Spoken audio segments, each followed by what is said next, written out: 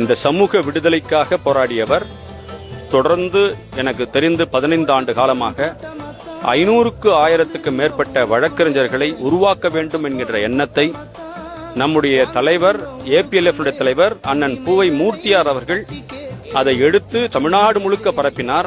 அவர் விட்டு சென்ற பணியை அன்றைய தேதியிலிருந்து அன்றைய நிமிடத்திலிருந்து எடுத்து தான் மறைவதற்கு ஒரு நிமிடம் முன்வரை அதை சிறப்பாக நிறைவேற்றிய தலைவர் அண்ணன் ஆம்ஸ்ட்ராங் அவர்கள்.